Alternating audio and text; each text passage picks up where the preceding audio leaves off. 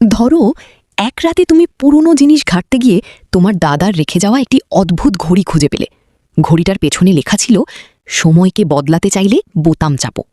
প্রথমে তুমি বিষয়টা মজা ভেবেছিলে, কিন্তু কৌতূহলবশত বোতাম চাপতেই পুরো ঘর কাঁপতে শুরু করল।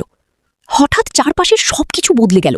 বাইরে তাকিয়ে তুমি অবাক হয়ে দেখলে তুমি চলে গেছো 2050 সালে। আকাশে উড়ন্ত গাড়ি, রোবট মানুষ আর বিশাল ডিজিটাল বিলবোর্ডে ভরা পুরো শহর। মানুষ মোবাইল ছাড়াই চোখের লেন্স দিয়ে ইন্টারনেট ব্যবহার করছে। একজন অচেনা লোক তোমার কাছে দৌড়ে এসে বলল, তুমি এখানে কেন এসেছো? টাইম মেশিন ব্যবহার করা নিষিদ্ধ। তুমি ভয় পেয়ে গেলে। তখন লোকটি তোমাকে একটি খবর দেখালো।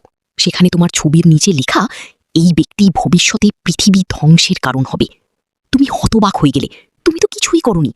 তখন বুঝতে পারলে ভুল করে তুমি ভবিষ্যতের এমন একটি গোপন তথ্য জেনে গেছো যা জানার কথা ছিল না।